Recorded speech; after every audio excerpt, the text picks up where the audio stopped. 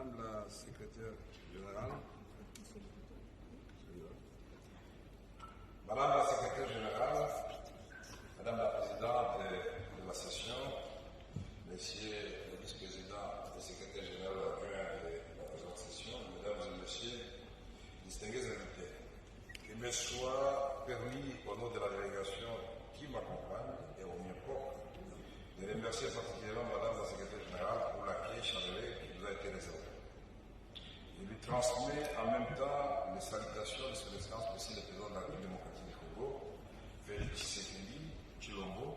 qui souhaite plein succès à ces travaux de la présente session. Je voudrais aussi exprimer toute ma gratitude aux organisateurs du groupe intergouvernemental d'experts 2023 sur la concurrence et la protection des consommateurs. Mesdames et Messieurs, c'est un grand privilège pour moi de prendre la parole du haut de cette tribune ce jour pour présenter l'économie de la mise en œuvre des principes directeurs des Nations Unies pour la protection des consommateurs dans mon pays, la République démocratique. En effet, depuis son accession à la souveraineté internationale et nationale, la République démocratique du Congo, membre à part entière des Nations Unies, demeure en parfaite coopération avec toutes les agences des Nations Unies, entre autres la conférence des Nations Unies sur le commerce et le développement de Bruxelles ainsi. Outre sa diversité, sa faune, sa flore, son sol et son sous-sol, qui font d'elle des pays solution aux problèmes liés au climat. La République démocratique du Congo est le deuxième pays en Afrique pour sa superficie qui s'étend sur 2 345 409 km², avec une population de près de 100 millions d'habitants. Vu sous cet angle, la République démocratique du Congo constitue un grand marché, tant au niveau continental que mondial, et la protection des consommateurs demeure pour le gouvernement de mon pays une préoccupation majeure pour la satisfaction des besoins de la population. Mesdames et Messieurs, en attendant l'élaboration de la loi et de la politique pour la protection des consommateurs, et en plus de la création de la Commission nationale de la concurrence en cycle, qui a vocation à terme d'assurer une cohérence des actions du gouvernement en matière de protection des consommateurs, la République démocratique du Congo a adopté des lois portant établissement des organes de régulation sectorielle ou thématiques qui ont entre autres mission de protéger les consommateurs. À ce jour, la République démocratique du Congo attend impatiemment la mise en œuvre des principes directeurs des Nations Unies pour la protection des consommateurs. Les secteurs concernés actuellement sont notamment les télécommunications, les assurances, l'énergie, le transport aérien, la communication, l'industrie, la pharmacie, l'agriculture et l'élevage, les commerces extérieurs ainsi que la sous-traitance. Pour assurer la protection des consommateurs dans le secteur de l'agriculture et l'élevage, mon pays a confié au service de quarantaine animale et végétale aux frontières la responsabilité d'assurer la protection du territoire national contre l'introduction et la propagation des maladies exotiques d'origine végétale et de leurs produits dérivés. D'ordonner la saisie, les refoulements, la mise en quarantaine ou le traitement et le cas échéant la destruction des denrées alimentaires, des produits phytosanitaires reconnus périmés, contaminés, souillés et nuisibles pour l'homme. De procéder au contrôle phytosanitaire des denrées alimentaires et non alimentaires, végétales, minérales et des boissons. D'assurer la police sanitaire au poste frontal. En ce qui concerne le commerce extérieur, l'Office congolais de contrôle veille au contrôle en amont de tous les produits avant leur mise en vente sur le marché. Il a les prérogatives d'interdire, de retirer, d'incinérer tout produit présentant des risques pour la santé des consommateurs. Ainsi, le gouvernement de la République démocratique du Congo fait obligation aux opérateurs économiques de mettre sur le marché des biens dont les informations relatives à la fabrication et à la date d'expiration, la liste des ingrédients et les autres renseignements utiles sont clairement lisibles. S'agissant de certains produits jugés stratégiques, le gouvernement de la République démocratique du Congo, à travers le ministère de l'économie nationale,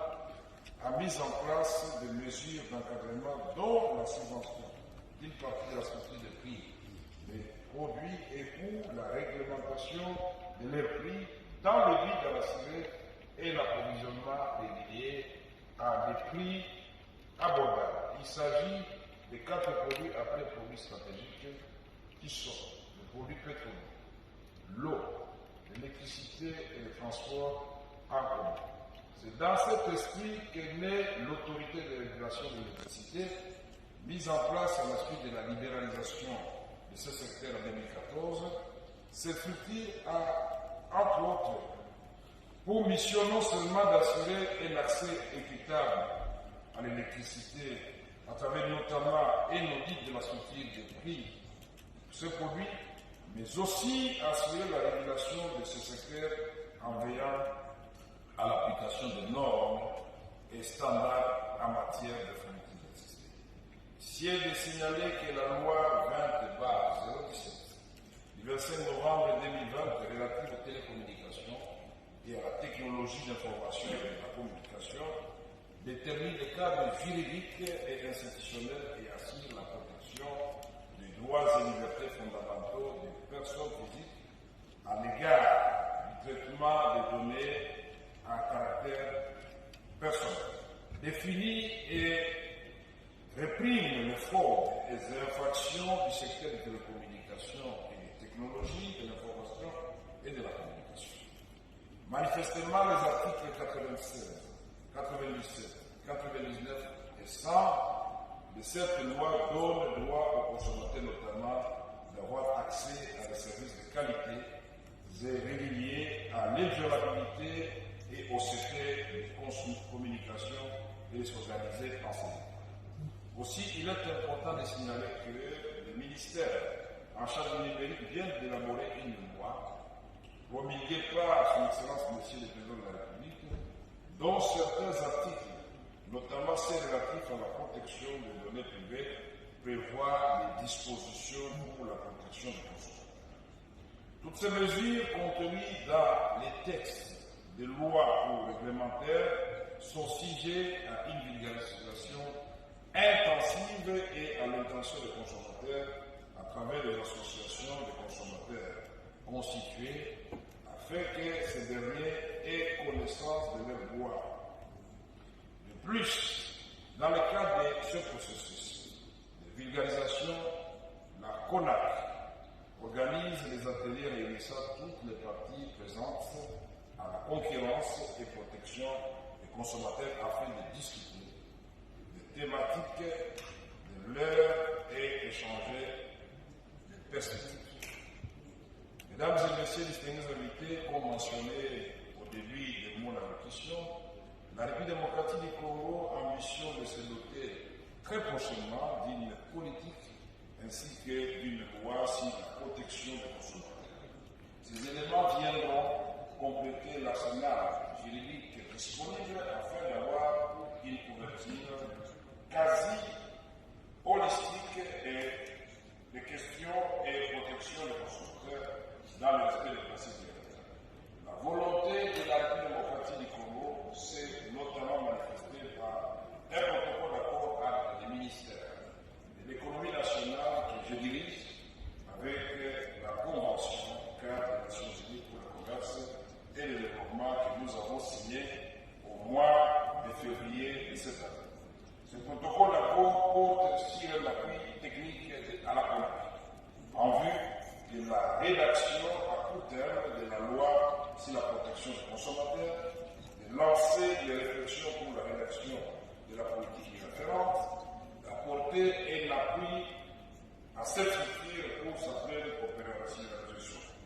Nous attendons donc avec impatience le début de ces articles. Mesdames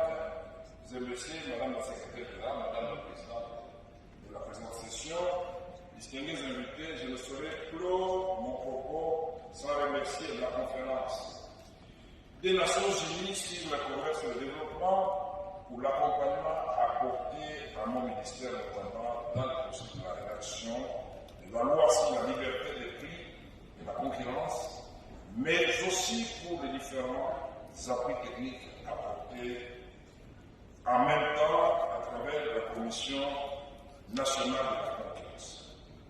Je souhaite que ces partenariats soient profitables et prolifiques, non seulement à la CONAC, mais aussi à tous les acteurs impliqués dans la question de la protection des consommateurs, à l'instar des associations de consommateurs